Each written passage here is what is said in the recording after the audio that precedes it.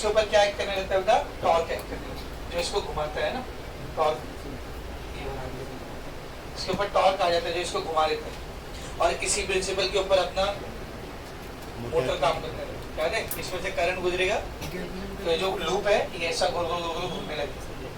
Generator electromagnetic induction पे काम करता है, इलेक्ट्रोमैग्नेटिक इंडक्शन इधर करंट हम लोग दे रहे, लूप में we are giving the current, और मैग्नेटिक फील्ड पे से गोल गोल गोल घूम रहे।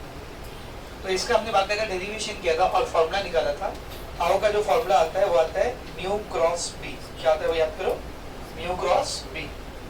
टाउ बोले तो टॉर्क, म्यू बोले तो magnetic dipole moment, mu magnetic dipole moment, और बी बोले तो मैग्नेटिक फील्ड, ये जो मैग्नेटिक फील्ड है यहाँ पर, है ना, ठीक है। और अगर नंबर ऑफ टर्न ज्यादा रहेंगे तो एन से भी मल्टीप्लाई करना, ठीक है।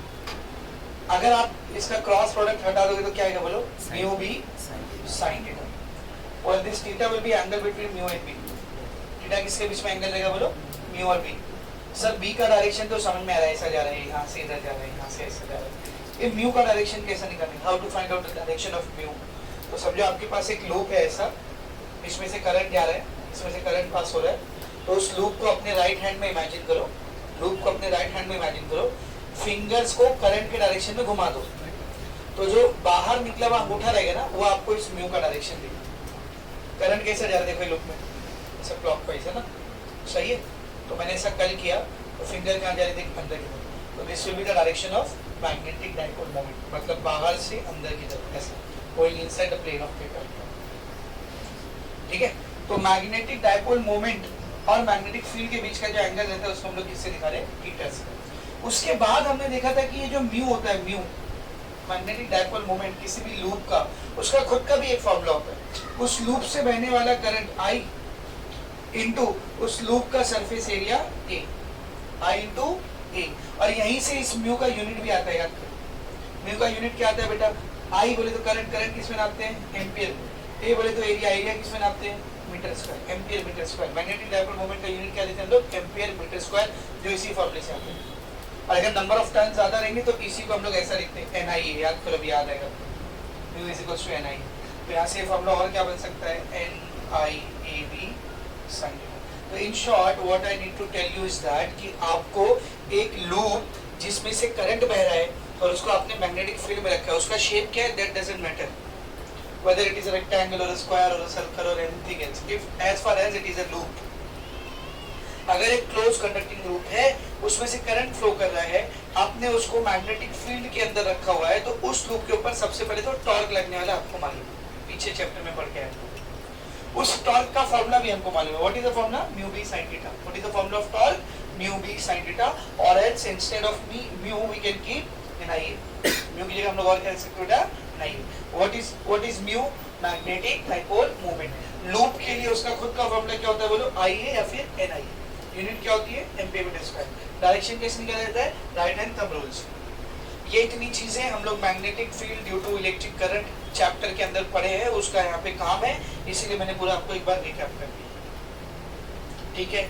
अब फिर से पहली हेडिंग पढ़ो, क्या लिखी इधर, torque acting on a magnetic dipole placed inside a uniform magnetic field. Same चीज लिखी है, एक मैग्नेटिक डाइपोल है जिसको हमने मैग्नेटिक फील्ड के अंदर रखा हुआ है, उसके ऊपर कितना टॉर्क एक्ट करेगा वो आपको निकालना है, वो क्या करना है बेटा, आपको निकालना है। लेकिन एक चीज का फर्क है खाली, उसने magnetic loop sorry current carrying loop की जगह मैग्नेटिक डाइपोल बोला, मतलब हम लोग लूप को अंदर नहीं रख रहे, किसको अंदर रख रहे बेटा, मैग्नेटिक डाइपोल। मैग्नेटिक डाइपोल मतलब let's say a bar magnet, क्या बेटा, एक बार मैग्नेट पता है ना, बार जैसा रहेगा, इधर नॉर्थ इधर साउथ, तो एक बार मैग्नेट है जिसको हमने मैग्नेटिक फील्ड के अंदर रखा हुआ है, तो उसके ऊपर टॉर्क क्या एक्ट करेगा वो आपको पता करना है, ठीक है।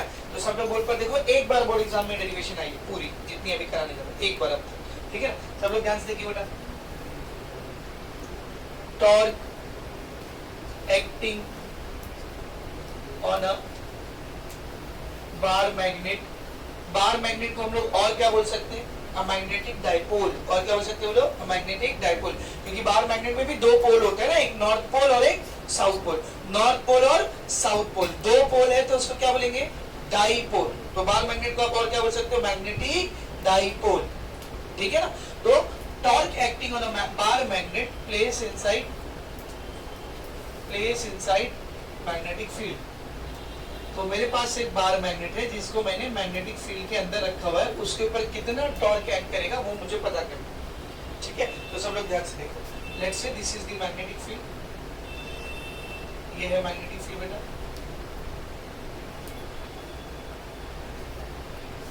ठीक है। इसमें मैंने एक बार मैग्नेट को प्लेस कर दिया, समझो ऐसे, this is how I have kept a bar magnet. ये इसका साउथ पोल है, ये इसका नॉर्थ पोल, ठीक है ना। अब जो बार मैग्नेट होता है ना, बार मैग्नेट, ये साउथ पोल, ये नॉर्थ पोल, इसका भी खुद का आप मैग्नेटिक डायपोल मोमेंट निकाल सकते हैं। मैग्नेट का मैग्नेटिक डायपोल मोमेंट निकाला जा सकता है, 11th में सीखा है कैसे निकालते हैं इसका। बार मैग्नेट का मैग्नेटिक डायपोल मोमेंट कैसे निकालते हैं, I × A मत बोले, लूप नहीं है, लूप है क्या ये बार मैग्नेट। तो बार मैग्नेट का मैग्नेटिक डायपोल मोमेंट कैसा निकालने का सर, तो किसी भी बार मैग्नेट के जो दोनों पोल्स होते हैं, poles north pole and south pole, इनके लिए क्वांटिटी होती है जिसको कहा जाता है पोल स्ट्रेंथ। क्या कहा जाता है बोलो, पोल स्ट्रेंथ, पोल का स्ट्रेंथ।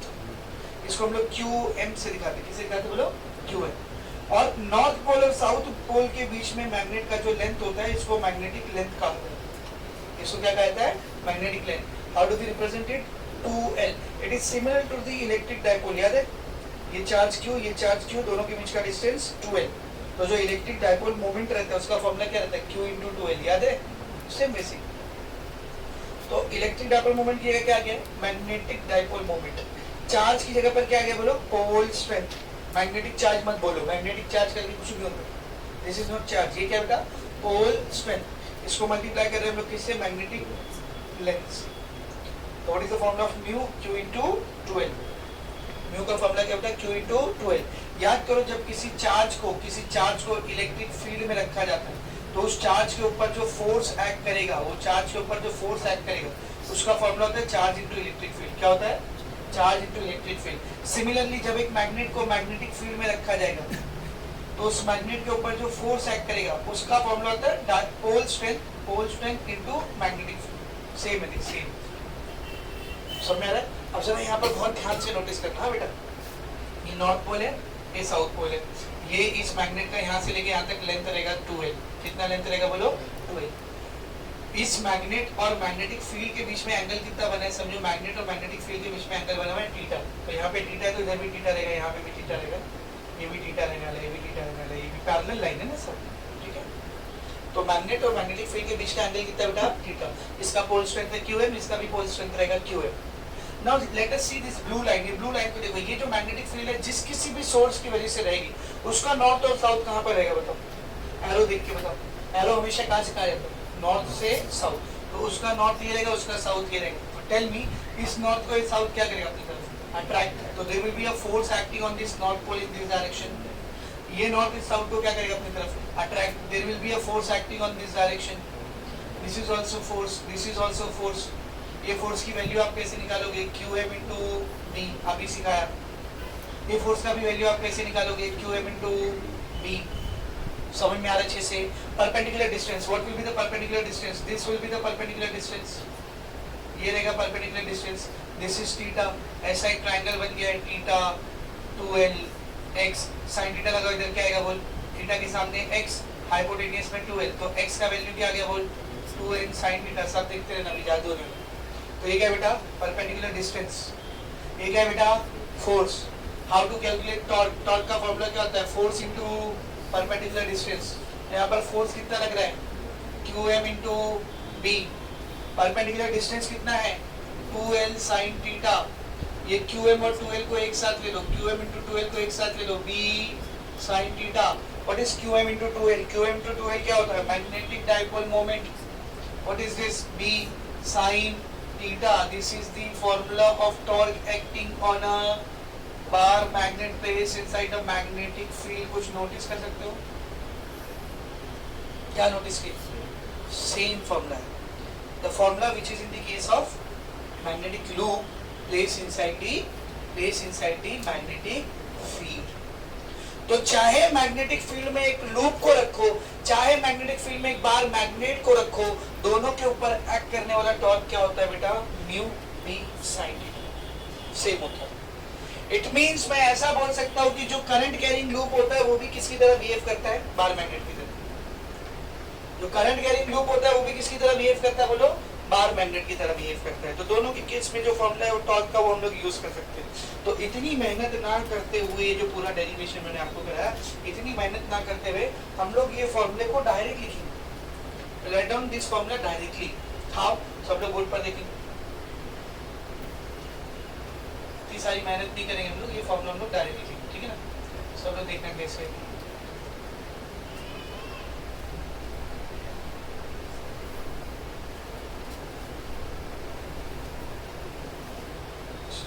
यस, ठीक है।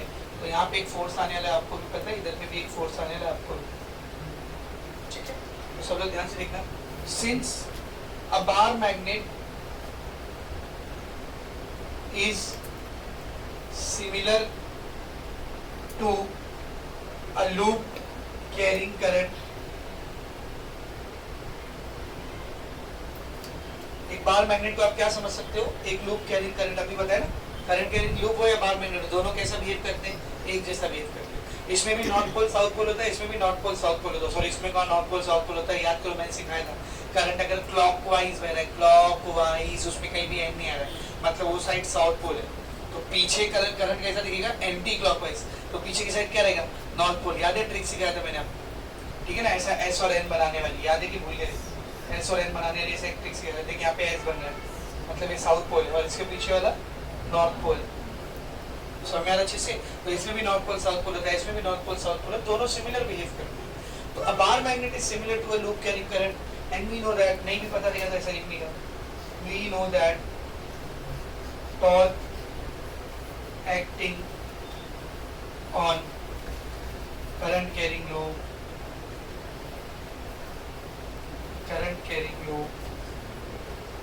place inside magnetic field is given by tau is equals to mu b sin a. Therefore torque acting on bar magnet, torque acting on bar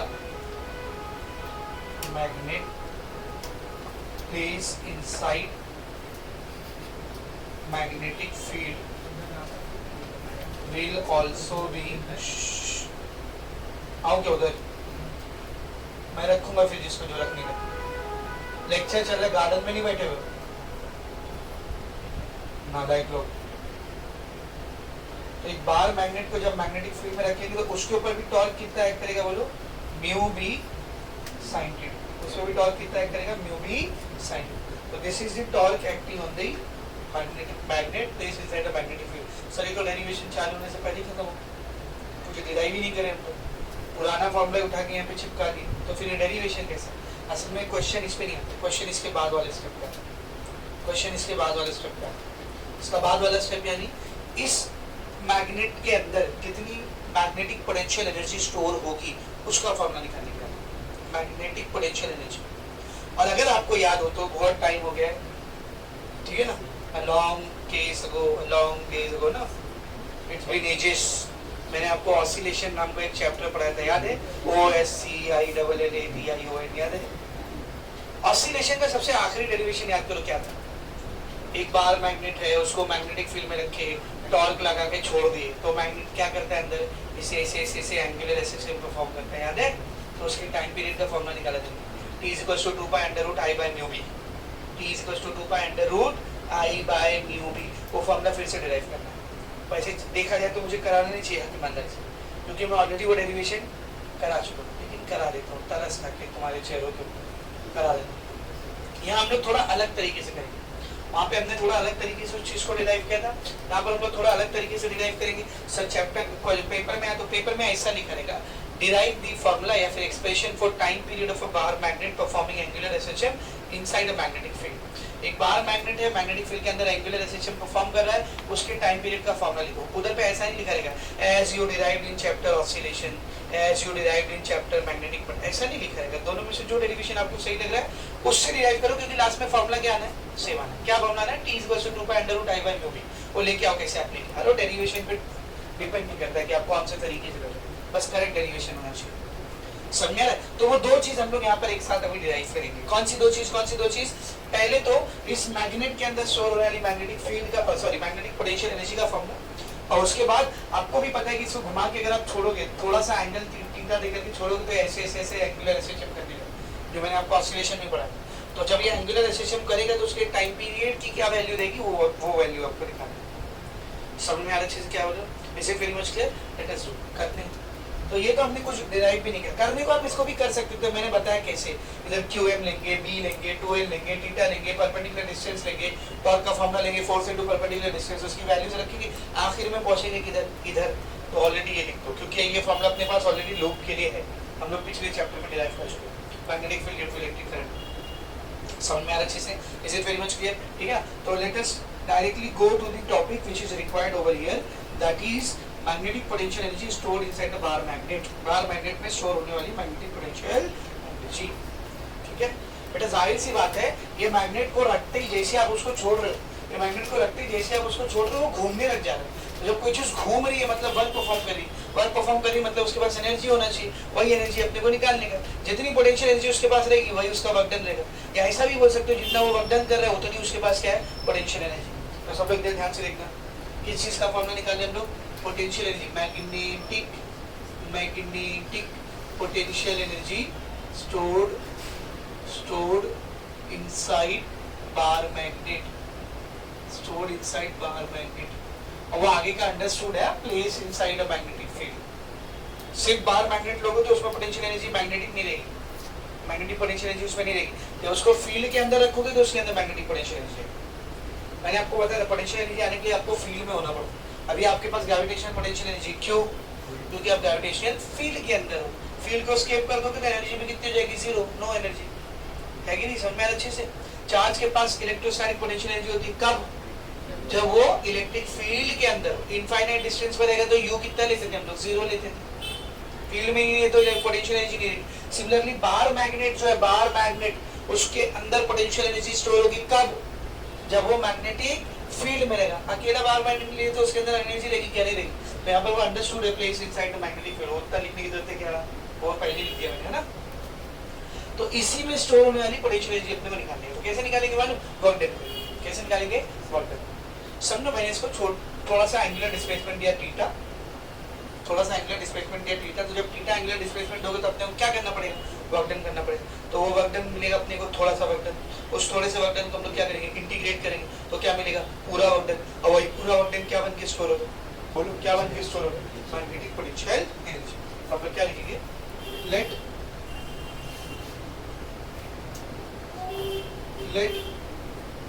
the magnet is given small angular displacement theta, the work done in doing so, ऐसा करने के जो work done लगेगा will be कितना रहेगा वो मुझे बताना। वर्क डन का जनरल फॉर्मूला क्या होता है, फोर्स इनटू डिस्प्लेसमेंट। लेकिन ये फॉर्मूला तब वैलिड है जब आप लीनियर मोशन करें। यहाँ पे जो मैग्नेट है वो लीनियर मोशन नहीं कर रहा, वो एंगुलर मोशन कर रहा है। तो एंगुलर मोशन में हम लोग फोर्स को रिप्लेस करते हैं किससे, टॉर्क से। पहले ही चैप्टर में इसलिए याद करो, फोर्स को रिप्लेस करते हैं किससे, टॉर्क से। और लीनियर डिस्प्लेसमेंट को रिप्लेस करते थे किससे, एंगुलर डिस्प्लेसमेंट। तो यहाँ पे जो वर्क डन आएगा उसकी वैल्यू क्या रहेगी बोलो, टॉर्क। कितना टॉर्क लग रहा है यहाँ पे, टाउ। कितना टॉर्क लग रहा है, टाउ। और डिस्प्लेसमेंट आपने कितना दिया बेटा, थीटा मतलब डी डी, स्मॉल डिस्प्लेसमेंट लेना। डिस्प्लेसमेंट हमने कितना लिया है, डी डी, ये छोटा सा वर्क डन। तो टोटल वर्क डन कैसे निकालोगे, देखो total work done W will be integration of this dW। अगर आपको लिमिट लेना है तो ले सकते हो, नहीं भी लोगे तो चलो। जैसे मैंने थीटा 0 से थीटा एंगल तक घुमाया तो इधर थीटा 0 इधर थीटा है, वो सबका नहीं रहता डायरेक्ट, क्योंकि इसके ऊपर न्यूमेरिकल बहुत ही कम आता है। ठीक है, तो क्या देखो W is equals to integration dW, क्या है बेटा, tau into d theta. W is in the integration, tau का फार्मूला अभी देख रहे क्या था, टाउ का फार्मूला बोलो, mu B sin theta d theta. Dipole moment magnet का फिक्स है, मैग्नेटिक फील्ड भी यूनिफॉर्म दी गई है, कांस्टेंट रहेगी। अंदर कौन आ गया, sin theta d theta. What is the integration of sin theta, minus cos theta. Minus बाहर ले लो, mu B cos theta. This is the work done. This work done is stored in the form of potential energy. This work done is stored in the form of magnetic potential energy. Therefore U बोले तो potential है, B क्यों लगा है? Magnetic potential. B से magnetic नहीं आता, B से मैग्नेटिक फील्ड आ गई, इसलिए B. तो B for magnetic field, B for magnetic. मेरी इंग्लिश वीक नहीं है लेकिन B फॉर मैग्नेटिक फील्ड. तो म्यू B को क्या पढ़ने का बोलो? Magnetic potential energy. क्या पढ़ने का बोलो? Magnetic potential energy. तो ये इस वर्क डन के बराबर रहेगा. क्या आएगा बोलो? Minus mu B cos. ये मेन डेरिवेशन है कि जब एक बार मैग्नेट को मैग्नेटिक फील्ड में रखते हैं तो उसके अंदर कितनी मैग्नेटिक एनर्जी स्टोर होती है. ठीक है ना, ये एक बार पूछा है बोर्ड एग्जाम. इसके केसेस भी पूछा है कब कितनी एनर्जी रहती है, कितने एंगल पे. सिर्फ 3 एंगल लेना है, 0 degree, 90 degree, 180 degree. 0 degree, 90 degree, 180 degree. सब लोग ध्यान से देखना. Case 1 when theta is equals to 0 degree. Theta 0 degree मतलब ये जो बाहर मैग्नेट है ऐसा रहेगा ना. थीटा 180 मतलब ऐसा रखो है तो हॉरिजॉन्टल ना. ये क्या बवाल है सर? Theta 0, theta 180. देखा यहाँ पर थीटा किसके बीच का एंगल था? मैग्नेटिक फील्ड और magnetic dipole moment. You can see the direction of magnetic field. What is the direction of magnetic dipole moment? तो एक मैग्नेट के अंदर मैग्नेटिक डायपोल मोमेंट का डायरेक्शन क्या होता है? तो inside the magnet the direction of magnetic dipole moment is from south pole to north pole. It is always fix. जैसे इलेक्ट्रिक डायपोल के लिए फिक्स है +2 to -2, वैसे मैग्नेटिक फील्ड बाहर मैग्नेट के लिए फिक्स है. मैग्नेटिक डायपोल मोमेंट का डायरेक्शन क्या होता है बोलो? मैग्नेटिक डायपोल मोमेंट का डायरेक्शन क्या होता है बोलो? South pole to north pole. तो थीटा 0 मतलब ये मैग्नेट ऐसा रखा हुआ है, नॉर्थ इधर साउथ इधर. ठीक है. और थीटा 180 मतलब ये मैग्नेट ऐसा रखा हुआ है, नॉर्थ इधर साउथ इधर. समझ में आ रहा है क्या बोल रहा हूँ? Is it very much clear? सबको एकदम अच्छे से समझा? ठीक है. तो देखते हैं जब थीटा 0 रहेगा तो क्या होगा. तो बेटा when theta is 0, tell me what will be the value of cos theta. cos theta will be cos 0. cos 0 is 1. तो म्यू u b हो जाएगा minus mu b. cos theta होता है ना, और cos थीटा तो 1 हो गया, तो माइनस म्यू b into 1. तो u b कितना हो जाएगा बोल? Minus mu b. This is case 1. Let's see case 2 देखते हैं. Case 2 when theta is equals to बोलो, when theta is equals to 90 degree. cos theta कितना रहेगा बोल? cos थीटा कितना हो जाएगा? cos 90 is 0. तो u b कितना हो जाएगा? Minus mu b cos theta, यानी कि minus mu b 0. Anything multiplied by 0. ठीक है. Case 3 when theta is equals to 180 degree. Theta is equals to 180 degree. तो cos थीटा कितना हो जाएगा? cos 180. cos 180 कितना रहेगा बोलो? cos 0 1 होता है, तो उसके सामने cos 180 कितना रहेगा? -1. तो u b कितना रहेगा बोलो? Minus mu b cos theta minus mu b -1 minus mu b into 1. 3 अलग अलग केसेस की पोटेंशियल एनर्जी आपके सामने लिखी हुई है. टेल मी इन तीनों में सबसे बड़ी वैल्यू कौन सी रहेगी? This is. तो ये है मैक्सिमम पोटेंशियल एनर्जी. ये क्या है बेटा? Maximum potential. इन तीनों में सबसे छोटी वैल्यू कौन सी? 0 नहीं, माइनस में. 0 से भी छोटी वैल्यू कौन सी होती है? Minus. So this is minimum potential energy. ये क्या है बेटा? Minimum potential energy. ठीक है. समझ में आ रहा चीज? ये मॉडरेट है 0. ठीक है. नाउ आप सबको पता है एनर्जी और स्टेबिलिटी का रिलेशन होता है.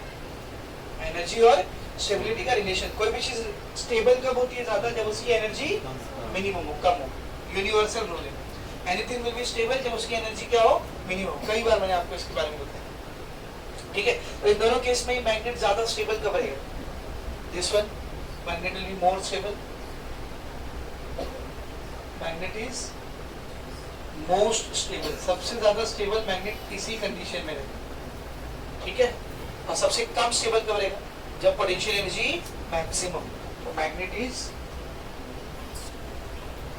इज लीस्ट स्टेबल, सबसे कम स्टेबल है। तो आपको पूछ सकते हैं बार मैग्नेट मैग्नेटिक फील्ड के अंदर लीस्ट स्टेबल कब रहता है, जब थीटा कितना हो 180 डिग्री।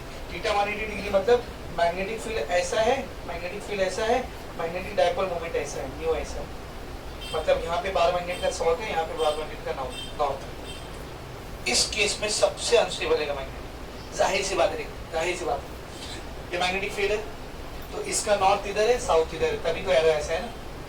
अब जब ये मैग्नेट ऐसा होगा तो इसका नॉर्थ इस साइड आ जाएगा, नॉर्थ के सामने नॉर्थ आ रहा है, बहुत स्टेबिलिटी देगी ना, सबसे हाईएस्ट अनस्टेबिलिटी देगी, क्योंकि वो नॉर्थ उस नॉर्थ को क्या करेगा, भगाने की कोशिश करेगा। कब तक भगाएगा, जब तक ये नॉर्थ इधर से घूम के इधर ना आ जाए, साउथ से अट्रैक्ट होके, और ये साउथ इधर ना आ जाए नॉर्थ के पास। तो जब ये ऐसा पूरा घूम के इधर आ गया तो थीटा कितना हो जाएगा, 0, और वहां पर स्टेबिलिटी सबसे कम। तो जब मैग्नेटिक फील्ड और मैग्नेटिक डायपोल मोमेंट अलाइन होते हैं, अलाइन सेम डायरेक्शन में होते हैं दोनों, तब पोटेंशियल एनर्जी मिनिमम होती है और स्टेबिलिटी मैक्सिमम होती है। और जब दोनों अपोजिट डायरेक्शन में होते हैं, बी इधर आ रहा है, मैग्नेटिक डायपोल मोमेंट उधर जा रहा है, दोनों एकदम उल्टे हैं, उस टाइम पर पोटेंशियल एनर्जी मैक्सिमम होती है और स्टेबिलिटी मिनिमम होती है। समझा। और maximum potential energy stored inside a bar magnet place in the magnetic field कितनी रहती है, बोलो, म्यू बी। और minimum potential energy place inside of a bar magnet place inside a magnetic field कितनी रहती है, माइनस म्यू बी। खत्म, ये टॉपिक। तो ये टॉपिक एक बार पूछा है आपको, पोटेंशियल एनर्जी डिराइव करके उसके केसेस को खाली लिख देना, इतना ज्यादा एक्सप्लेन करने नहीं। 0 डिग्री पे क्या होगा, 90 डिग्री पे क्या होगा, 180 डिग्री पे क्या होगा, समझ में अच्छे से। Is it very much clear? ये हो गया आपका पहला डेरिवेशन फिनिश, ठीक है। कुछ नया नहीं, सब ऑलमोस्ट हमने पहले के रिपीट किया, ये भी पहले के रिपीट, खाली इंटीग्रेशन उसमें क्या है, कैसे करना है, ठीक है। अब आते टाइम पीरियड। और डेरिवेशन को काउंट भी मत करो क्योंकि ऑलरेडी आप पीछे करके आए, फिर भी हम लोग जबरदस्ती कर रहे हैं, ठीक है। याद करो बेटा, सब लोग इधर ध्यान से देखो। फोर्स का फॉर्मूला क्या होता है, याद करो। फोर्स का फॉर्मूला क्या होता है, mass into acceleration. Angular motion में फोर्स की कौन आता है, टॉर्क। मास की जगह मोमेंट ऑफ इनर्शिया, ए की जगह अल्फा, एंगुलर एक्सेलरेशन। तो we know one more formula for torque. Torque का अपने पास एक फॉर्मूला और है, कौन सा, आई इनटू अल्फा।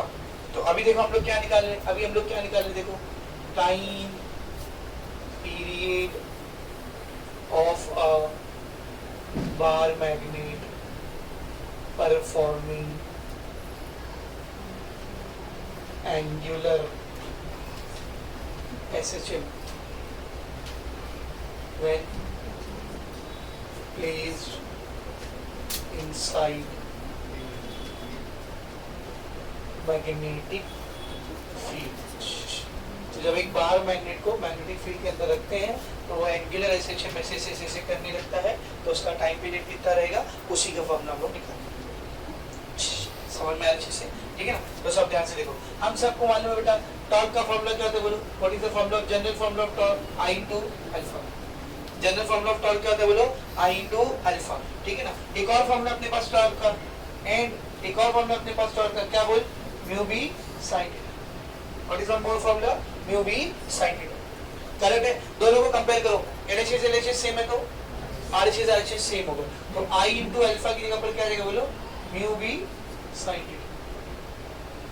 आई इनटू अल्फा की जगह पर क्या रहेगा बेटा, म्यू बी साइन थीटा। समझ में अच्छे से, ठीक है ना। तो this is I alpha, this is mu B sine theta, ठीक है ना। दोनों के बीच में माइनस ले लेते हैं, चलो, ठीक है। माइनस के लिए क्या बताओ, देखो टॉर्क ना समझे, रीस्टोरिंग टॉर्क। कौन सा टॉर्क है, बोल, रीस्टोरिंग टॉर्क। रीस्टोरिंग, भाई कहीं पे भी ऑसिलेशन हुआ तो रीस्टोरिंग आ ही जाता है ना, कहीं भी ऑसिलेशन हो तो रीस्टोरिंग आ जाता है। Torque acting on the magnet क्या है, बोल, म्यू बी साइन थीटा। अब बेटा हम लोग जो फोर्स लगाते हैं और जो रीस्टोरिंग फोर्स लगता है वो हमेशा कैसा होता है, अपोजिट। तो मैग्नेट के ऊपर लगने वाला टॉर्क और रीस्टोरिंग टॉर्क दोनों क्या रहेगा, अपोजिट।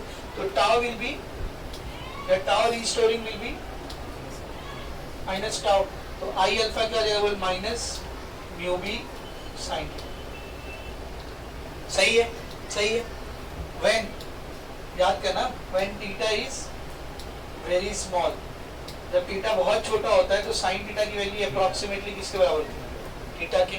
ये भी हम लोग कई बार फिजिक्स में यूज कर सकते हैं। तो क्या होगा, क्या हो जाएगा देखिए, I alpha is equals to minus mu B into theta, minus mu B into theta. अब बात करते हैं अल्फा की। What is alpha?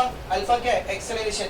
एक्सेलरेशन क्या होता है? Rate of change of velocity with respect to time.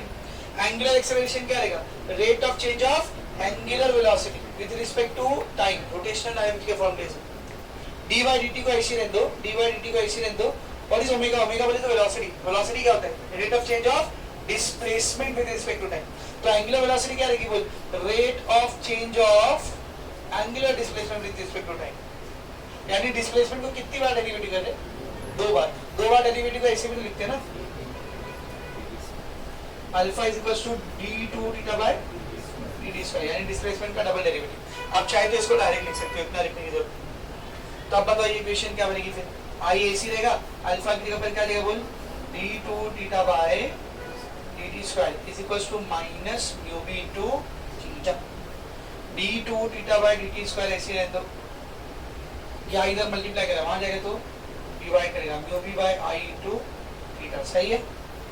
ये थोड़ी थोड़ी डिफरेंशियल इक्वेशन की तरह दिख रही, ठीक है ना? याद करो, since differential equation of linear SHM, इसको लीनियर एसएचएम की डिफरेंशियल इक्वेशन के साथ देखते क्या रहती इज, क्या रहती बोल? d2x by dt square is equals to minus omega square into x। ये भी कहाँ पढ़े थे? ऑसिलेशन। तभी तो ये डेरिवेशन वहाँ पे थी, समझ में अच्छे से। इससे इसको कंपेयर करो, जैसे यहाँ पे d2x by dt स्क्वायर है, यहाँ पे d2 theta by dt square. नहीं तो इधर x है उधर थीटा, नहीं चलेगा, नहीं चलेगा, चलेगा। ये डिस्प्लेसमेंट होगा, एंगुलर डिस्प्लेसमेंट। माइनस की जगह पर माइनस, x बोले तो डिस्प्लेसमेंट, थीटा बोले तो एंगुलर डिस्प्लेसमेंट। तो बराबर x की जगह पर थीटा आया, इसकी जगह पर ये आया, माइनस की जगह पर ये आया, तो ये किसकी जगह पर आया?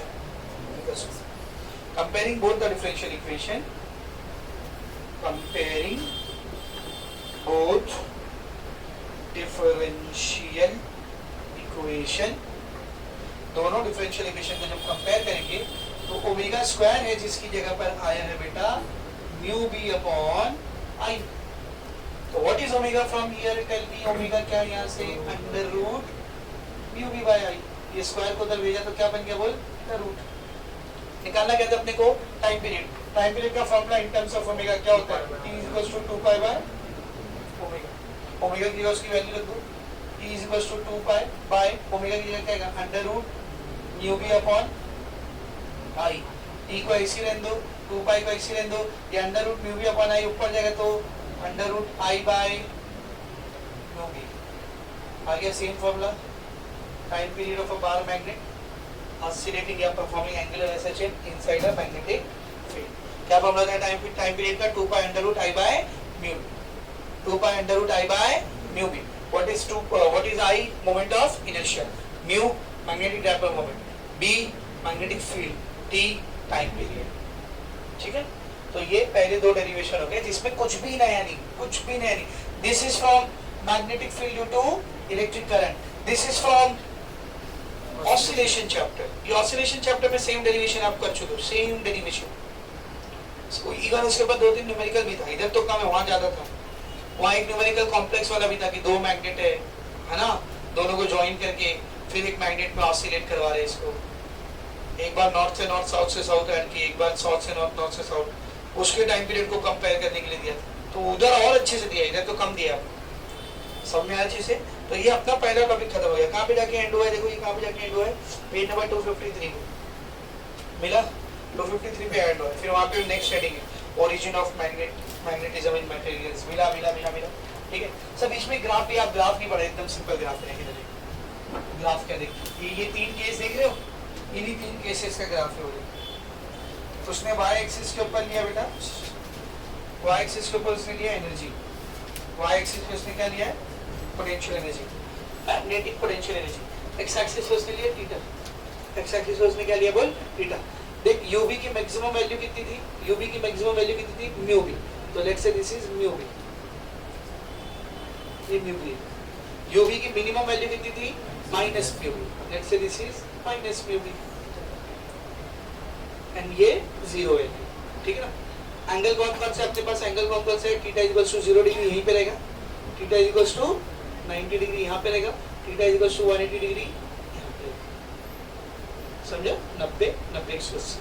तो ग्राफ कैसा आएगा, देखो ग्राफ कैसा आएगा, how will you get the graph, theta equals to 0 degree पे क्या है, देखो थीटा इक्वल्स टू 0 डिग्री पर क्या है, माइनस में, तो जब थीटा 0 एनर्जी कितनी है, माइनस में भी, this is the first point. जब थीटा 90 है तो एनर्जी कितनी है, 0, तो थीटा 90 है तो एनर्जी 0 है, ये सेकंड पॉइंट।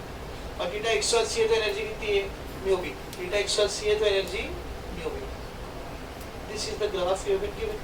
ये ग्राफ आपके देखिए समझ पूछा तो बना लेंगे, तो ग्राफ पूछा तो बना लेंगे। कैसे पूछेगा, ग्राफ के नीचे जो हेडिंग है वैसे ही पूछेगा। क्या है ग्राफ के नीचे हेडिंग, देखो what is the heading, potential energy versus angular position of the magnet. A bar magnet is placed inside a uniform magnetic field. Draw the graph between position of the magnet versus potential energy. तो ये वाला graph आपको खाली बना देना, 1 marks 2 marks जितने के लिए पूछना, समझा अच्छे से, is it very much clear. ये आपका पहला 2-3 पेज हो गया, 253 तक हो गया। अब आप एक छोटा सा न्यूमेरिकल है, इसको भी करते हैं, फिर नेक्स्ट हेडिंग स्टार्ट करते हैं। What is the next heading, origin of magnetism in material. 10 oscillation per minute, कितना ऑसिलेशन किया उसने, 10 ऑसिलेशन पर मिनट। इधर एक बोर्ड पे 10 ऑसिलेशन पर मिनट, ये क्या दिया, oscillation per minute, number of oscillation per unit time, number of oscillation per unit time, frequency ना, क्या दिया बेटा ये, number of oscillation upon time किसको बोलते हैं, फ्रीक्वेंसी को बोलते हैं। तो this you have been given frequency, क्या दिया बेटा आपको, फ्रीक्वेंसी दी है, ठीक है ना, पर मिनट में दिया है, याद रखना, ठीक है। आगे देखो, in a horizontal plane what is magnetic moment, क्या निकालने बोला है, मैग्नेटिक मोमेंट। मैग्नेटिक मोमेंट मतलब म्यू, क्या निकालना है बेटा अपने को, म्यू निकालना।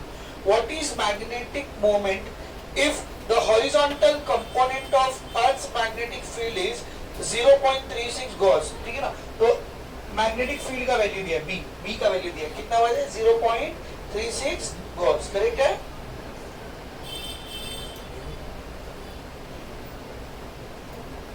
वेरी मच क्लियर, ठीक है ना। और कुछ दिया हुआ है क्या बेटा, anything else is given, no nothing is given, बस इतना ही दिया हुआ है, ठीक है ना। तो this much data you have been given, आपको म्यू निकालना है। डेटा देखिए, देख फ्रीक्वेंसी दिया ना, फ्रीक्वेंसी यहां से देख, फ्रीक्वेंसी दिया है, फ्रीक्वेंसी की मदद से I can go up to time period, और टाइम पीरियड का फॉर्मूला भी हमने देखा 2 pi under root I by mu B. I is known, B is known, frequency से time period will be also known. We can find out mu. तो यही formula use होने वाला है, but first we have to find out time period. उससे भी पहले convert everything into SI unit. हर एक चीज SI unit में कन्वर्ट करते हैं, ठीक है। सब लोग ध्यान से देखो, पहले इसको बदलना पड़ेगा। I का SI unit क्या होता है, kg मीटर स्क्वायर। I का SI unit क्या होता है, kg मीटर स्क्वायर। ये 500 को ऐसे रख दो, ग्राम से kg में जाने के लिए 10⁻⁻3, ग्राम से केजी से ग्राम में जाने के लिए +3 आता है, तो ग्राम से केजी में जाने के लिए -3, सेंटीमीटर से मीटर में जाने के लिए -2, और सेंटीमीटर स्क्वायर से मीटर स्क्वायर में जाने के लिए -2 का स्क्वायर कितना हो जाएगा, -4, 10⁻⁻4 मीटर स्क्वायर। तो gram has been converted into KG, centimetre square has been converted into metre square. और इज रिमेनिंग, ध्यान से देखना सब लोग, क्या बचा बेटा, ये 5 को ऐसे रखते, 5 को ऐसे रखते, -4 -3 -7, ये 2 0 मतलब +2, -7 +2 -5, 5 into 10⁻⁻5 kg metre square. This is the moment of inertia. Frequency का ऐसा यूनिट होता है number of oscillation per unit time in seconds, किसमें, सेकेंड्स में, ये किसमें है, मिनट में। तो क्या करेंगे हम लोग, 10 ऐसा है ना, ये ऑसिलेशन पर मिनट ऐसा है ना, तो 10 को ऐसे रहने दे, ऑसिलेशन को ऐसे रहने दे, पर को भी ऐसे रहने दे, पर मतलब अपॉन ना, 1 मिनट में कितने सेकंड होते हैं, 60 सेकंड। तो ये कितना हो गया, फ्रीक्वेंसी कितना हो गया, 10/60 ऑसिलेशन पर सेकंड। आ गया ये ऐसा यूनिट में। इसी ऑसिलेशन पर सेकंड को हम लोग क्या बोल सकते हैं, हर्ट्ज। क्या बोल सकते हैं, बोलो हर्ट्ज।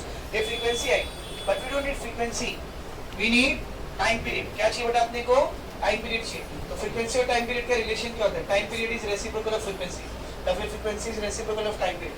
तो इसको उल्टा कर दें, 10/60 का उल्टा कितना आ जाएगा, 60/10, 0 से 0 कैंसिल, 6 सेकंड। आ गया time period, this is time period, this is I, this is time period. B दिया 0.36 gauss, is unit of magnetic field gauss. ऐसा यूनिट गॉस होती है क्या? नहीं। ऐसा यूनिट क्या होती है? Tesla. 1 tesla is equals to 10 + 4 gauss. 1 tesla is equals to 10 + 4 gauss. तो टेस्ला से गॉस में जाने के लिए +4 लेते हैं, गॉस से टेस्ला में आने के लिए -4 लेते हैं। क्या हो जाएगा? 0.36 × 10 - 4 टेस्ला। करेक्ट है? ये टेस्ला वाला कहाँ पढ़े थे याद है? Magnetic field due to electric current chapter में पढ़े थे, याद है बेटा? एक बार कन्वर्जेंट फैक्टर देख लेते हैं। हाँ देख, सीधा वही पेज देखो, पेज नंबर 232 232, उधर एकदम टॉप पे देख। 1 tesla is equal to 10 / 4 gauss मिला। एक टेस्ला में 10 / 4 10,000 गॉसेस होते हैं, करेक्ट है? ठीक है, तो एक टेस्ला से गॉस में जाने के लिए वी हैव टेकन 10 + 4, तो गॉस से टेस्ला में जाने के लिए -4, गॉस से टेस्ला में जाने के लिए -4, सही है? आगे देख, this can also be written as b is equals to, ये पॉइंट को 2 नंबर आगे लेंगे तो, पॉइंट को 2 नंबर आगे लेंगे तो -2, वो -2 और ये -4 कितना हो जाएगा?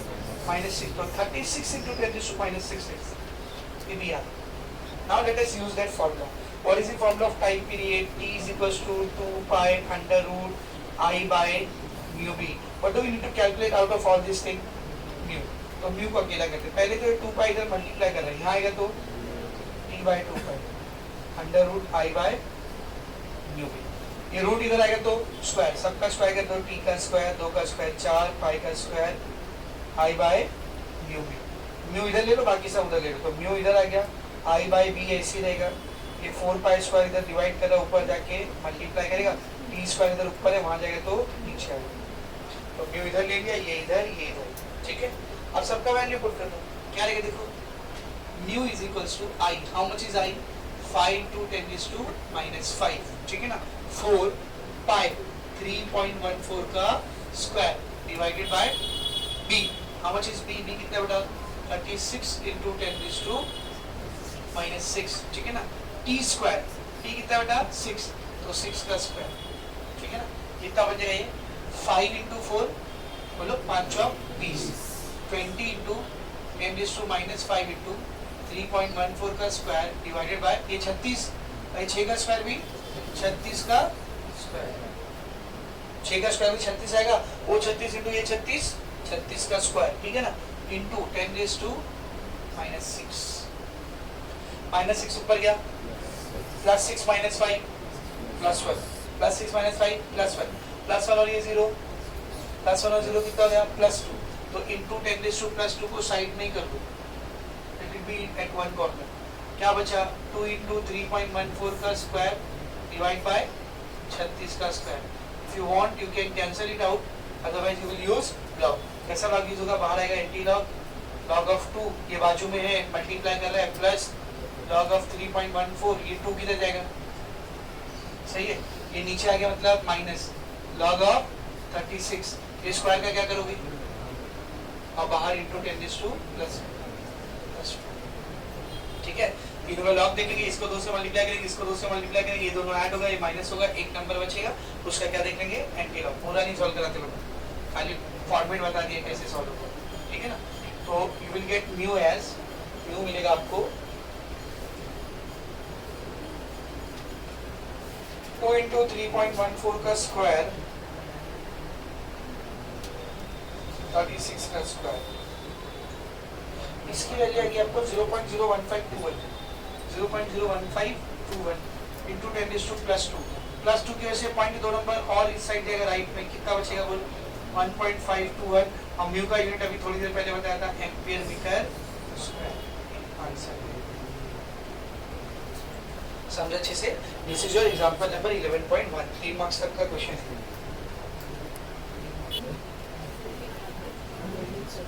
देखो ना, हम लोगों ने अक्सर पढ़ा है कि जो मटेरियल्स होते हैं, जो भी मटेरियल्स हम लोग यूज करते हैं, उसमें से कुछ मटेरियल मैग्नेटिक प्रॉपर्टी दिखाते हैं, कुछ मटेरियल मैग्नेटिक प्रॉपर्टी नहीं दिखाते।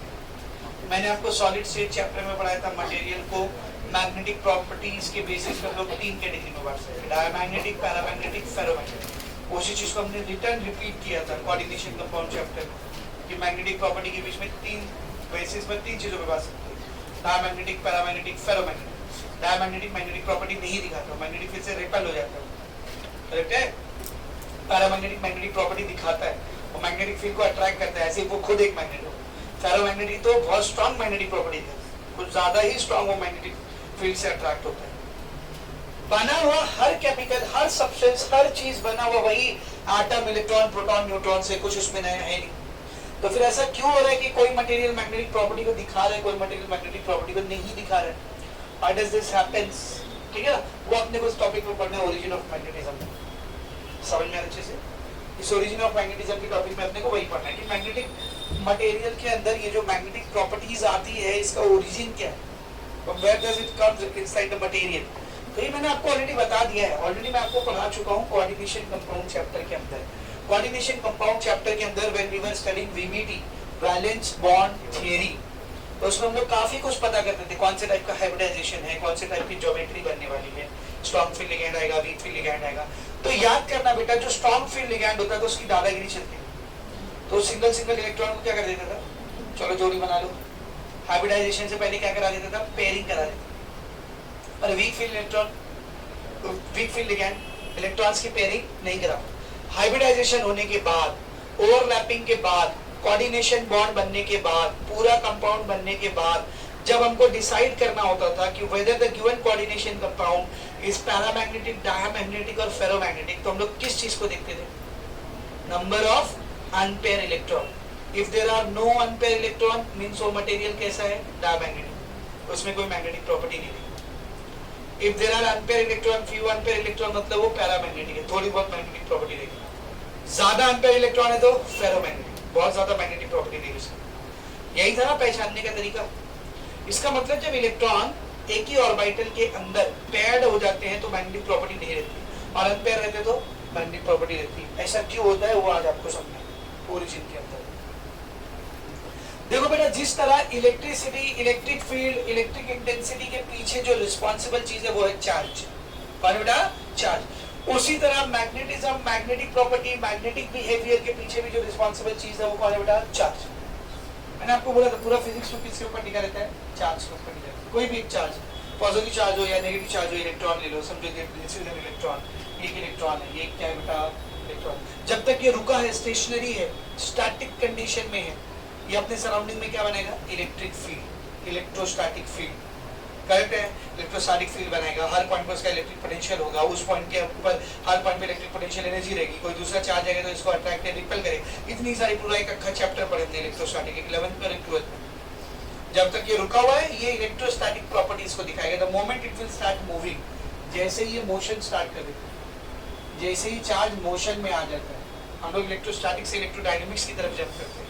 तो moment of charge produces what, current. Current, electricity आती है, चार्ज के मूव करते ही कौन सी प्रॉपर्टी आती है बोलो, इलेक्ट्रिक करंट आता है, करंट इलेक्ट्रिसिटी। क्या डायरेक्शन रहेगा करंट का, अगर इलेक्ट्रॉन ऊपर जा रहा है तो करंट का डायरेक्शन नीचे, याद है, the direction, conventional direction of current is taken opposite to the movement of electron. याद है ना, इलेक्ट्रिसिटी चैप्टर में पढ़ाया था मैंने आपको। तो इलेक्ट्रॉन अगर ऊपर जा रहा है तो करंट नीचे है। इसका मतलब जैसे ही चार्ज मूव करना शुरू करता है, whether it is electron or positive charge, it doesn't depend. If a charge has started moving, it will produce electric current. But in the chapter magnetic field due to electric current, we have studied whenever there is a flowing current, it produces magnetic field around it. Magnetic field due to electric current chapter में हमने पढ़ा कि जब भी कहीं से electron flow कर, sorry current flow करता है तो अपने सराउंडिंग में क्या प्रोड्यूस करता है, मैग्नेटिक फील्ड। तो जैसे ही चार्ज मोशन में आएगा, it will not only produce current but also it will produce magnetic field around it. वो और क्या प्रोड्यूस करेगा बेटा अपने around, magnetic field. It means moving charge और moving electron produces magnetic field. Moving charge और moving electron produces magnetic field. अब inside an atom होता क्या है, एक एटम के अंदर होता क्या है, सर सेंटर में न्यूक्लियस, छोड़ दो उसको, आज का टॉपिक अपना वो नहीं। सेंटर में क्या होता है, न्यूक्लियस, हटा उसको। न्यूक्लियस के सराउंडिंग में ऑर्बिट, पहला ऑर्बिट, दूसरा ऑर्बिट, तीसरा orbit, and so on. Orbit के अंदर इलेक्ट्रॉन बैठ के चाय पीता है उधर, क्या करता है इलेक्ट्रॉन, बोल रिवॉल्व करता है, क्या करता है बोल, इलेक्ट्रॉन क्या कर रहा है ऑर्बिट में, बोलो, इलेक्ट्रॉन ऑर्बिट में रिवॉल्व कर, इलेक्ट्रॉन ऑर्बिट में रिवॉल्व कर। और जब इलेक्ट्रॉन रिवॉल्व कर रहा है मतलब मूव कर रहा है, मूविंग इलेक्ट्रॉन मींस करंट, मतलब ऐसा समझ सकते हो इधर एक सर्कुलर करंट बन रहा है, क्या बन रहा है, सर्कुलर करंट, एंड व्हेनेवर किसी भी कॉइल में करंट पास होता है it start behaving as a bar magnet. Magnetic property आ गई है, इसके सराउंडिंग में क्या बन जाएगा बोलो, मैग्नेटिक फील्ड। तो जो इलेक्ट्रॉन का रेवोल्यूशन है क्या बनाता है बेटा, मैग्नेटिक फील्ड बनाता है, मैग्नेटिक प्रॉपर्टी बनाता है। मैग्नेटिक प्रॉपर्टी कितनी स्ट्रॉन्ग आई है, मैग्नेटिक प्रॉपर्टी कितनी वीक आई है, इसी चीज को हम लोग नापते हैं किसकी मदद से, मैग्नेटिक डाइपोल मोमेंट की मदद से। तो इलेक्ट्रॉन के गोल गोल रिवॉल्व करने की वजह से the revolving electron behaves as a current carrying loop. Revolving electron किसकी तरह बिहेव करता है बोलो, करंट कैरिंग लूप की तरह बिहेव करता है। और करंट कैरिंग लूप में मैग्नेटिक प्रॉपर्टी होती है, मैग्नेटिज्म होता है। इधर भी आ गई मैग्नेटिक प्रॉपर्टी, कितनी आई है, ज्यादा कम कितनी आई, किसकी मदद से निकालोगे, मैग्नेटिक मोमेंट की मदद से। तो इस इलेक्ट्रॉन के घूमने की वजह से जितना मैग्नेटिक मोमेंट बनेगा, फिर से इस इलेक्ट्रॉन के ऑर्बिट में रिवॉल्व करने की वजह से जितना मैग्नेटिक मोमेंट बनेगा उसको बोलते हैं हम लोग ऑर्बिटल मैग्नेटिक मोमेंट। क्या बोलते बोलो, ऑर्बिटल मैग्नेटिक मोमेंट। तो पहली मैग्नेटिक प्रॉपर्टी कहां से आई बोलो, ऑर्बिटल मैग्नेटिक मोमेंट से, यानी इलेक्ट्रॉन के ऑर्बिट में गोल गोल घूमने की वजह से। व्हेन इलेक्ट्रॉन इज रोटेटिंग या revolving around a nucleus inside the orbit, this electron is actually moving charge which will produce magnetic property around it. It will behave as a current carrying loop. जब electron orbit में गोल गोल घूम रहा है तो moving charge है, और moving charge कौन सी प्रॉपर्टी पे बनाता है, मैग्नेटिक प्रॉपर्टी बनाता है। It will behave starting as a current carrying loop की तरह बिहेव करेगा। अपने सराउंडिंग में क्या बनाएगा वो, मैग्नेटिक फील्ड, मैग्नेटिक प्रॉपर्टी आएगी इसके अंदर। और ये कितनी मैग्नेटिक प्रॉपर्टी है, स्ट्रांग है, वीक है, उसको किसी वजह से नापेंगे, मैग्नेटिक मोमेंट की वजह से। तो उस मैग्नेटिक मोमेंट को हम लोग क्या बोलेंगे बोलो, ऑर्बिटल मैग्नेटिक मोमेंट। सारे इस हिसाब से तो जितनी भी चीजें हैं सब में इलेक्ट्रॉन है, सब में इलेक्ट्रॉन गोल गोल गोल नाच रहा है, तो सब में मैग्नेटिक प्रॉपर्टी होना चाहिए, हर चीज में मैग्नेटिक प्रॉपर्टी होना चाहिए। तो फिर कुछ चीजें ऐसी है जो मैग्नेटिक प्रॉपर्टी नहीं दिखाती है, मैग्नेट को अट्रैक्ट नहीं करती, मैग्नेट की तरह बिहेव नहीं करती, डायमैग्नेटिक मटेरियल, तो उनमें क्यों नहीं है मैग्नेटिक प्रॉपर्टी। तो असल में होता क्या है, अगर आपने इतना बड़ा किसी एटम का क्रिस्टल लिया है, इतना बड़ा क्रिस्टल लिया, उसमें एक इलेक्ट्रॉन देगा क्या, बहुत सारे इलेक्ट्रॉन कैसे मूव कर रहे हैं, रैंडमली, ऐसा ऐसा, इधर उधर, किसी का ऑर्बिट ऐसा है, किसी का ऑर्बिट ऐसा है, किसी का ऑर्बिट ऐसा है। तो किसी का मैग्नेटिक मोमेंट ऐसा आएगा, है ना, किसी का मैग्नेटिक मोमेंट ऐसा आएगा, किसी का मैग्नेटिक, क्योंकि मैग्नेटिक मोमेंट का डायरेक्शन कैसे निकालते हैं, राइट हैंड में करंट का डायरेक्शन ले लो, थंब जो रहता है वो मैग्नेटिक मोमेंट का डायरेक्शन है। कहीं पे इलेक्ट्रॉन ऐसा रिवॉल्व कर रहा है, ये मैग्नेटिक मोमेंट है, कहीं पे इलेक्ट्रॉन ऐसा रिवॉल्व कर रहा है, ये मैग्नेटिक मोमेंट, कहीं पे इलेक्ट्रॉन ऐसा रिवॉल्व कर रहा है, ये मैग्नेटिक मोमेंट, कहीं पे इलेक्ट्रॉन ऐसा रिवॉल्व कर रहा है, ये ऐसा ऐसा ऐसा ऐसा, हर डायरेक्शन में मैग्नेटिक मोमेंट ओरिएंटेड है रैंडमली। तो इस साइड का कहीं ना कहीं का मैग्नेटिक मोमेंट इस साइड के कहीं ना कहीं के मैग्नेटिक मोमेंट से क्या हो जाएगा, कैंसल आउट हो जाएगा, same same same same same. तो बहुत सारे मटेरियल ऐसे होते हैं जिनमें मैग्नेटिक मोमेंट एक दूसरे को क्या कर देते बोलो, कैंसल आउट कर देते। क्या कर देते बेटा, कैंसल आउट कर देते है कि नहीं। तो मैग्नेटिक प्रॉपर्टी बचेगी क्या, नहीं बचेगी। और जिसमें नहीं कैंसल आउट करते हैं उसमें मैग्नेटिक प्रॉपर्टी रहेगी। समझा। तो पहला मैग्नेटिक प्रॉपर्टी कहाँ से आई समझा सबको, पहला मैग्नेटिक प्रॉपर्टी कहाँ से आई समझा, ठीक है ना। इलेक्ट्रॉन गोल गोल गोल गोल रिवॉल्व कर रहा है ऑर्बिट के अंदर, ऑर्बिटल मोशन कर रहा है, revolving electron that is moving electron, it will behave as a current carrying loop which will produce magnetic dipole moment. उसी मैग्नेटिक डाइपोल मोमेंट को हम लोग क्या करें बोलो, orbital magnetic moment which is represented like this, m orbital। आप उसको mu orbital भी लिख सकते हो। mu is also magnetic dipole moment, m is also magnetic dipole moment, दोनों एक ही चीज का नाम, ऐसे दिखाओ या वैसे दिखाओ, चलिए। तो this is orbital magnetic moment, electron के ऑर्बिट में घूमने की वजह से आ रहा है। इलेक्ट्रॉन तो सब में घूम रहा है, तो सब में क्यों नहीं आ रही मैग्नेटिक प्रॉपर्टी, क्यों नहीं आ रही समझा, क्यों नहीं आ रही समझ में आ रहा है सबको अच्छे से बेटा। जिन एटम्स में मैग्नेटिक ऑर्बिटल मैग्नेटिक मोमेंट इधर उधर रैंडमली एक दूसरे को कैंसिल कर देता है, उसमें मैग्नेटिक प्रॉपर्टी नहीं बचती है, इसमें नहीं कैंसिल करता है, उसमें मैग्नेटिक प्रॉपर्टी बच जाती है। लेकिन अभी बात खत्म नहीं, अभी बात खत्म नहीं, अभी रुको। एक और चीज है जिसकी वजह से ये मैग्नेटिक प्रॉपर्टी यहाँ पर आई। अभी भी हम लोग इलेक्ट्रॉन के पीछे ही पड़े, अभी भी इलेक्ट्रॉन के पीछे पड़े। मेन मुद्दा क्या था कि इलेक्ट्रॉन मोशन कर रहा है तभी मैग्नेटिक प्रॉपर्टी आ रही। तो भाई इलेक्ट्रॉन एक ही टाइप का मोशन तो नहीं कर रहे ना, इलेक्ट्रॉन तो दो टाइप का मोशन करते हैं ना। एक कौन सा, न्यूक्लियस के अराउंड ऑर्बिट में घूमता है ऑर्बिटल मोशन, और एक खुद के अराउंड स्पिन करता है ऐसा ऐसा ऐसा। इलेक्ट्रॉन ऐसा भी घूमता है न्यूक्लियस के अराउंड और ऐसा भी घूमते रहते हैं, खुद भी स्पिनिंग करते रहते हैं। याद है कि भूल गए, इलेक्ट्रॉन स्पिनिंग करता है, पता है ना आपको। तो जब इलेक्ट्रॉन स्पिन कर रहा है, घोड़े की तरह नाच रहा है, तो वो भी तो इलेक्ट्रॉन का क्या है, मोशन। इलेक्ट्रॉन का मोशन मतलब चार्ज का मोशन, चार्ज का मोशन मतलब मैग्नेटिक प्रॉपर्टी। तो इसकी वजह से भी मैग्नेटिक प्रॉपर्टी आएगी। स्ट्रॉन्ग आई है, वीक आई है, कैसे पता करोगे, कैसे पता करोगे, मैग्नेटिक डाइपोल मोमेंट। इलेक्ट्रॉन की स्पिनिंग की वजह से जो मैग्नेटिक डाइपोल मोमेंट आता है उसको स्पिन मैग्नेटिक डाइपोल मोमेंट कहते हैं, स्पिन मैग्नेटिक डाइपोल मोमेंट कहते हैं, समझा? इसको दिखाते हैं एमएस, किससे दिखाते हैं बेटा? एमएस। सर वो जो बात आपने शुरू की थी अभी थोड़ी देर पहले कि पेयर इलेक्ट्रॉन रहेगा तो मैग्नेटिक प्रॉपर्टी नहीं आएगी, अनपेयर रहेगा तो आएगी, उस पे तो आई नहीं, अब आ गया उस पे। याद करो Pauli's exclusion principle, 11th standard structure of atom मैंने ही पढ़ाया था, याद है? पाउलीज एक्सक्लूजन प्रिंसिपल क्या बोलता है वो? किसी भी इलेक्ट्रॉन, दो इलेक्ट्रॉन के एक ही एटम के अंदर चारों ऑर्बिटल नंबर सेम नहीं हो सकते। चार ऑर्बिटल नंबर याद है? Principal quantum number, asymptotic quantum number, magnetic quantum number, spin electron quantum number, याद है? चार क्वांटम नंबर होते हैं। प्रिंसिपल क्वांटम नंबर बताता है ऑर्बिट, ऑर्बिटल क्वांटम नंबर बताता है या एसिम्पटोटिक क्वांटम नंबर बताता है ऑर्बिट के अंदर कौन सा शेल है, मैग्नेटिक क्वांटम नंबर बताता है उस शेल में कौन से ऑर्बिटल में किस जगह पर है, स्पिन इलेक्ट्रॉन मैग्नेटिक मोमेंट बताता है इलेक्ट्रॉन की स्पिनिंग कैसी है। तो तीन तो सेम हो सकता है, N L M N same हो सकता है, एमएस सेम नहीं होता है। इसी प्रिंसिपल को हम लोग और आसान भाषा में भी बोलते हैं, पाउलीज एक्सक्लूजन प्रिंसिपल को और आसान भाषा में भी आप बोल सकते हो कि एक ही डब्बे में एक ही ऑर्बिटल में जो दो इलेक्ट्रॉन रहते हैं उनकी स्पिनिंग क्या रहती है? अपोजिट। एक ऐसा घूमता है तो दूसरा ऐसा घूमता है। ये इसी का आसान वर्जन है, पाउलीज एक्सक्लूजन प्रिंसिपल का आसान वर्जन। पाउलीज एक्सक्लूजन प्रिंसिपल को हम लोग दो तरीके से स्टेट कर सकते हैं। No two electron inside an atom can have all the four quantum numbers same, एक ये तरीका है। दूसरा, in one orbital if there are two electrons they will have opposite spinning। भाई अगर एक इलेक्ट्रॉन ऐसा है इसी ऑर्बिटल में एक दूसरा इलेक्ट्रॉन है तो कैसे स्पिन करेगा? उल्टी।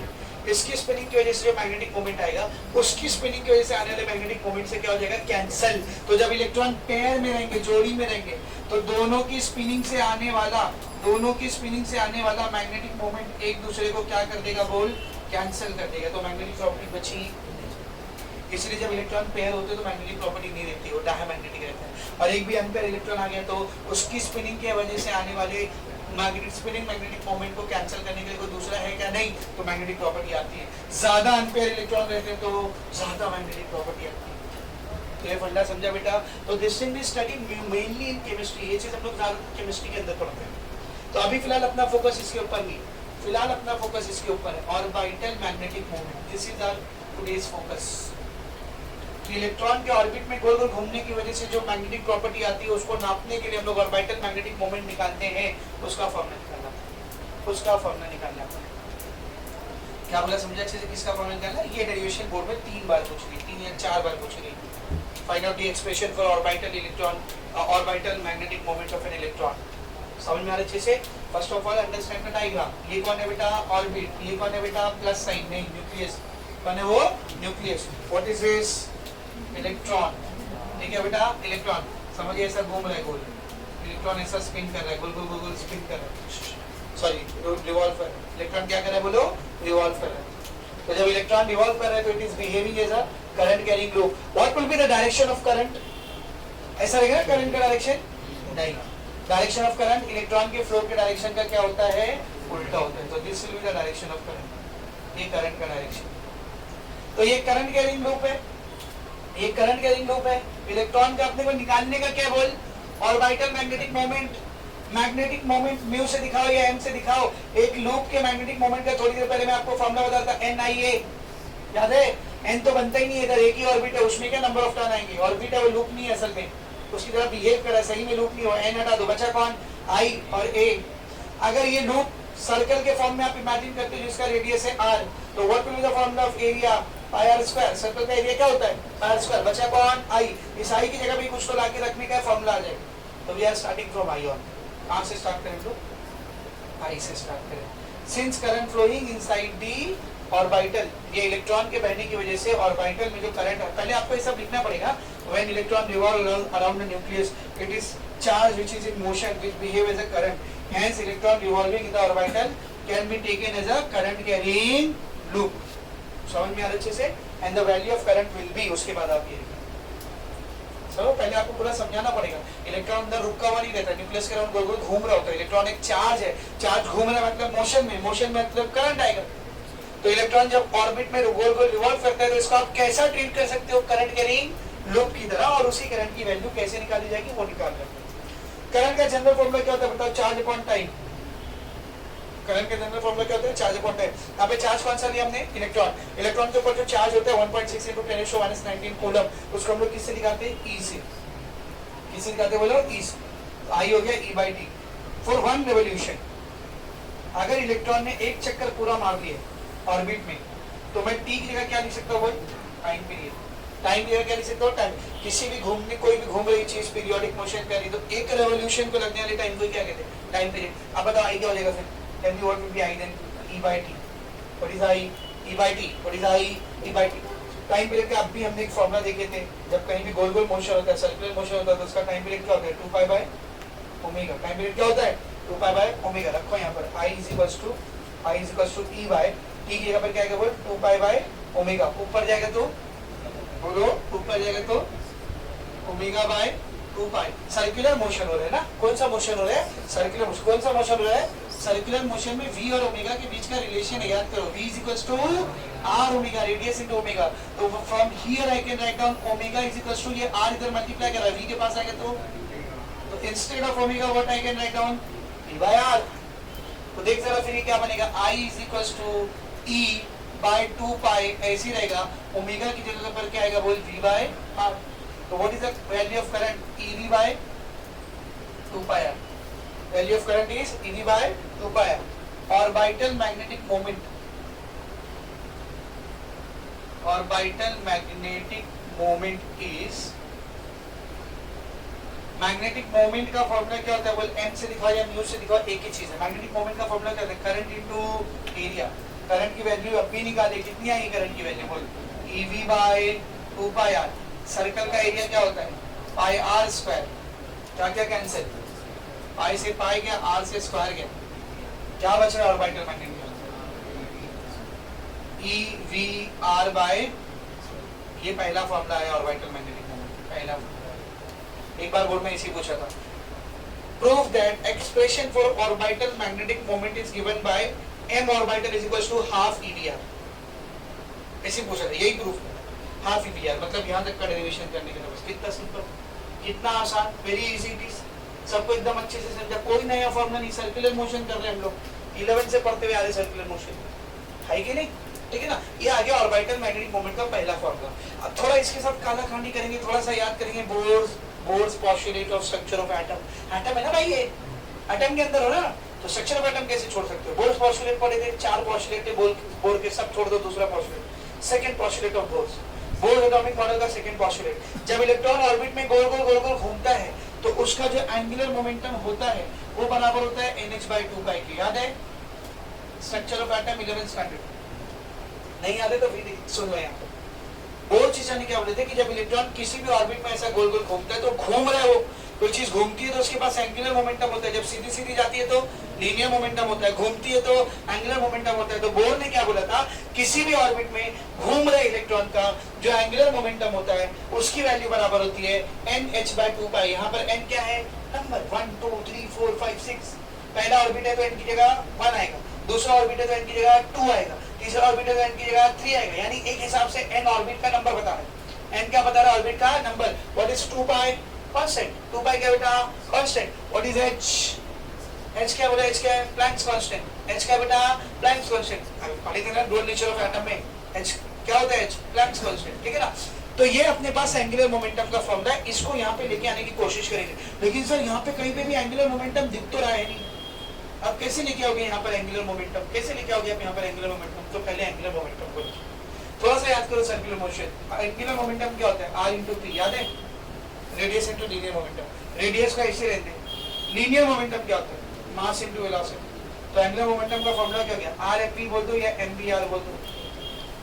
तो सर्कुलर मोशन में अपने पास एंगुलर मोमेंटम का फॉर्मूला क्या बोल, mvr। तो हम लोग लिखेंगे सिंस एंगुलर momentum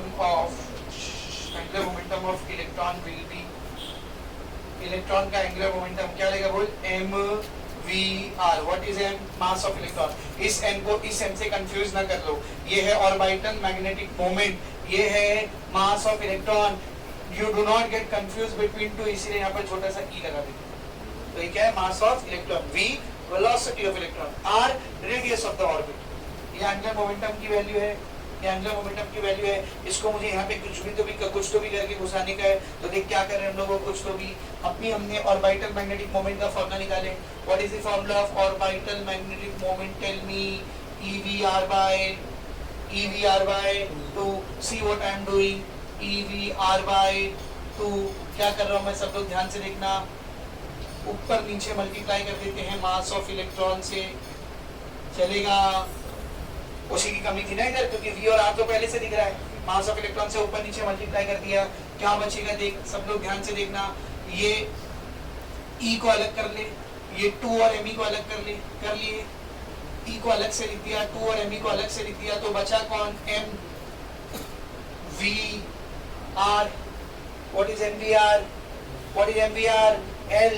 तो ये क्या हो जाएगा, ऑर्बिटल मैग्नेटिक मोमेंट की वैल्यू बराबर होती है E by 2me into MVR की वैल्यू L। ये एक और फॉर्मूला आ गया इसका, ऑर्बिटल मैग्नेटिक मोमेंट। पिक्चर में एंगुलर मोमेंटम को इंट्रोड्यूस करना था, हो गया इंट्रोड्यूस। अब इसी में एक चीज और अपने को पता चल गई, 2 बार बोर्ड एग्जाम में पूछिए 1 मार्क्स के लिए, सब लोग ध्यान से देखना। ये जो रेशियो दिख रही है बेटा, E by 2me कांस्टेंट है कि नहीं बता? E बोले तो चार्ज ऑन इलेक्ट्रॉन, E बोले तो charge on electron. 1.6 into 10 to the power minus 19 coulomb fix है। Me बोले तो मास of electron 9.1 into 10 to the power minus 31 kg, दोनों फिक्स है। तो रेशियो फिक्स रहेगा कि नहीं, कांस्टेंट रहेगा कि नहीं? रहेगा ना। तो जो रेशियो है, जो कि फिक्स रेशियो है, जो कि कांस्टेंट रेशियो है, इस रेशियो का नाम है गायरोमैग्नेटिक रेशियो। क्या नाम है इसका, बोलो? Gyromagnetic ratio. अब तक 2 बार इसके बारे में 1 मार्क्स का क्वेश्चन है। Formula of gyromagnetic ratio, definition of gyromagnetic ratio, value of gyromagnetic ratio, unit of gyromagnetic ratio, चारों पता होना चाहिए आपको। तो what is gyromagnetic ratio? Gyromagnetic ratio बोलते किसको बोलो? Gyromagnetic ratio बोलते किसको बोलो? सबसे पहले formula, gyromagnetic ratio. What is gyromagnetic ratio? E by 2me. What is gyromagnetic ratio? E by 2me. How will we define it? Definition कैसे लिखेंगे सर? यहाँ से E by 2me को अकेला कर दे, E by 2me को अकेला कर दे। ये M ऑर्बिटल ऐसे ही, M ऑर्बिटल ऐसे ही, ये L इधर E by 2me के साथ मल्टीप्लाई करा था, यहाँ पे आएगा तो डिवाइड। इस फॉर्मूले की मदद से डेफिनेशन आएगी। डिवाइड बोले तो रेशियो, ऊपर कौन है? ऑर्बिटल मैग्नेटिक मोमेंट, नीचे कौन है? Angular momentum L। तो क्या लिखेंगे? रेशियो ऑफ, बोलो, ratio of orbital magnetic moment and angular momentum. Gyromagnetic ratio is defined as ratio of orbital magnetic moment of electron revolving into the orbit to the angular momentum of the revolving electron. Gyromagnetic ratio is defined as ratio of orbital magnetic moment of electron revolving in the orbit to the angular momentum of the revolving electron.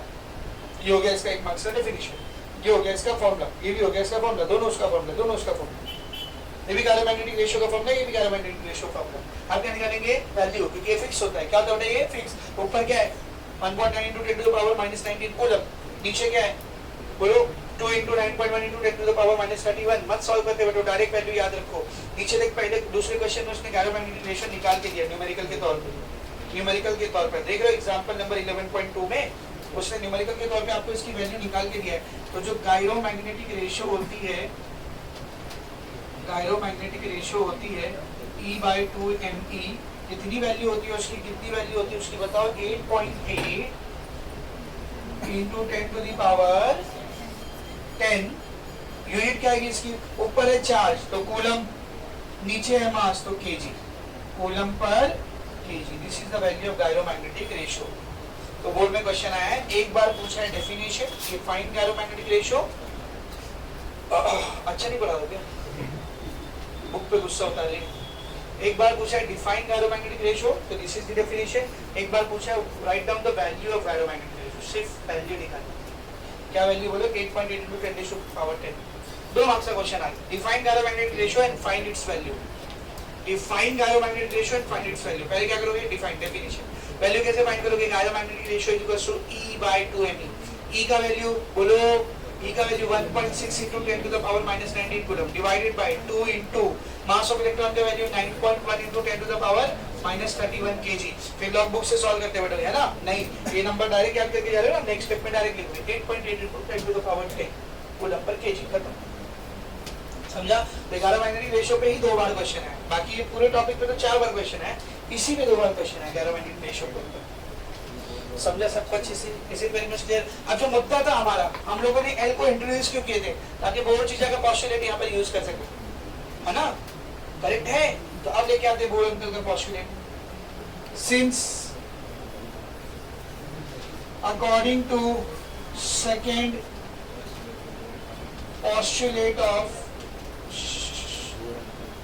postulate of इज्जत दे दे Bohr's atomic model, Bohr's atomic model का second postulate अगर हम लोग use करें तो angular momentum of electron बराबर होता है NH बाय, बोलो NH बाय 2 पाई। तो इसको इस फॉर्मूले में लेके आते हैं, m ऑर्बिटल के फॉर्मूले में, m ऑर्बिटल के फॉर्मूले में इसको लेके आते हैं, ठीक है?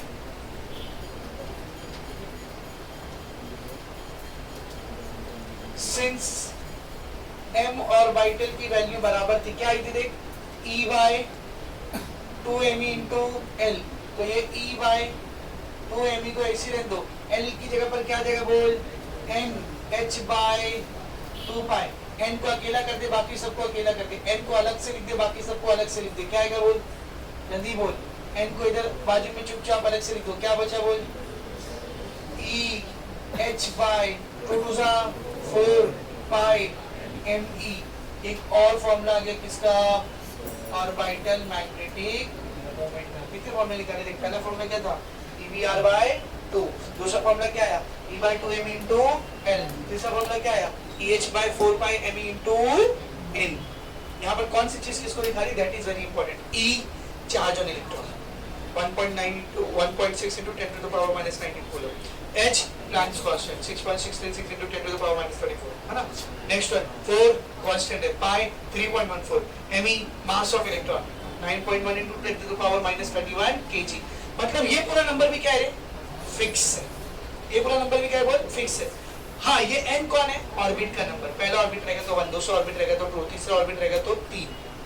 समझ में आ रहा है अच्छे से? Is it very much clear? तो ये जो पूरा नंबर आपको दिख रहा है जिसकी वैल्यू क्या है बेटा, फिक्स। तो जैसे E बाय 2me का वैल्यू फिक्स था तो हमने उसको अलग से एक नाम दे दिया, क्या नाम दे दिया बोल, गायरोमैग्नेटिक रेशियो।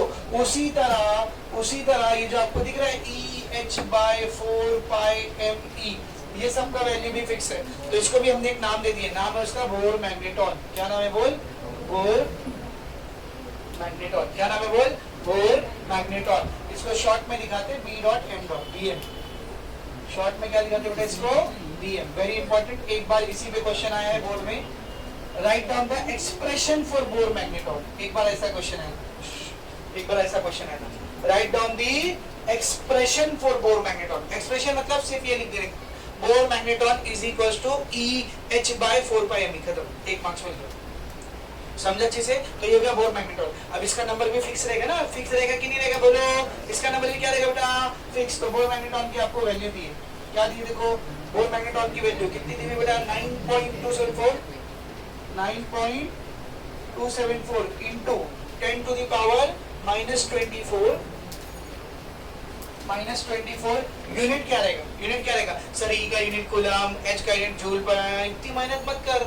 एक किसके फॉर्मूले में आया, ऑर्बिटल मैग्नेटिक मोमेंट के फॉर्मूले में, n का तो कोई यूनिट होता ही नहीं, वो नंबर है, तो जो इसका यूनिट रहेगा वही इसका भी यूनिट रहेगा, इसका क्या सोचती है, दोनों सेम है ना, वो इक्वल लगा है बीच में, तो जो इसका यूनिट रहेगा वो इसका यूनिट रहेगा। ऑर्बिटल मैग्नेटिक मोमेंट हो या कोई भी मैग्नेटिक मोमेंट हो, इसका यूनिट होता है एम्पियर मीटर स्क्वायर, तो इसका यूनिट क्या रहेगा बोल, एम्पियर मीटर स्क्वायर। तो this is the value of bore magneton. तो एक आखिरी फॉर्मूला ऑर्बिटल मैग्नेटिक मोमेंट, एक आखिरी फॉर्मूला ऑर्बिटल मैग्नेटिक मोमेंट का, ध्यान से देख क्या था देख, अभी निकाले हमने EH बाय 4 पाई me, अभी निकाले ना EH by 4 pi me into n, तो ये m ऑर्बिटल और क्या बन जाएगा बोलो, EH बाय 4 पाई me बोले तो कौन रे, बोर मैग्नेटॉन into n। ये आखिरी फॉर्मूला। देखो इस फॉर्मूले के ऊपर आपको कोई भी न्यूमेरिकल नहीं दिया, but you might be asked the numerical in your exam, may be in MCQ और इन 1 मार्क्स। जैसे कि मिसाल के तौर पर आपको पूछ लिया What will be the value of orbital magnetic moment of an electron revolving in the third orbit? एक इलेक्ट्रॉन है जो तीसरे ऑर्बिट में गोल गोल चक्कर मार रहा है, उसका ऑर्बिटल मैग्नेटिक मोमेंट क्या रहेगा? थर्ड ऑर्बिट मतलब किसकी वैल्यू दी हुई है? n की वैल्यू दी है। Number of orbit has been given 3। Bm Bohr magnetron का वैल्यू आपको पता है कितना होता है? 9.274 into 10 to the power -24। नसीब अच्छी रहेगी तो आगे ब्रैकेट में लिखा रहेगा given Bohr magnetron is equal to so and so. समझ में अच्छे से? उसको 3 से मल्टीप्लाई कर दो, m ऑर्बिटल आ गया, खत्म। इजी समझ में अच्छे से? या इसका घुमा के भी पूछ सकते हैं, An electron revolving in an orbit has orbital magnetic moment so and so. Find out in which orbit the electron is revolving. एक इलेक्ट्रॉन गोल गोल घूम रहा है कोई तो भी ऑर्बिट में, उसका ऑर्बिटल मैग्नेटिक मोमेंट ही है, पता लगाओ कौन से ऑर्बिट में। क्या करेंगे? रखेंगे, इसको इधर लेके आके डिवाइड करेंगे, n मिल जाएगा, n जितना भी n = 5, मतलब इलेक्ट्रॉन कहाँ घूम रहा है? पांचवें ऑर्बिट में घूम रहा है। समझा? और आसान करो इसको आपके लिए। An electron is revolving in an orbit. It is having orbital magnetic moment 9.247 into 10 to the power कितना है वो -24। In which orbit the electron is revolving? First orbit। क्योंकि इसका वैल्यू सेम दिया है, दोनों कट जाएगा, n का वैल्यू कितना आएगा? 1। समझा? तो फिर मैं बोल दूं इस टॉपिक के ऊपर you haven't been given a single numerical, but you might be asked in your examination। Easy है, समझा सबको अच्छे से बेटा? Is it very much clear? यहाँ पे ये पूरा टॉपिक भी खत्म हो गया आपका। कौन सा? Origin of magnetism। Now what is the next topic? What is the next topic? देखो, मैग्नेटाइजेशन, मैग्नेटिक इंटेंसिटी। आज मैंने नियत करके तो यही आया था कि नियत की मैंने क्लासेस की तरफ जाने की और मैग्नेटाइजेशन और मैग्नेटिक इंटेंसिटी तक पढ़ाने की, पर रशद सर ने मेरी नमाज खराब कर दी सामने से 2 बार गुजर गए, नमाज छोड़ दी। ठीक है ना? तो यहाँ से कल कंटिन्यू करेंगे। कल चैप्टर फिनिश करेंगे, कल चैप्टर फिनिश, तो सब चैप्टर कल खत्म रहेगा। तो देखो जो पढ़ाने में इतना आसान है वो पढ़ने में कितना आसान है।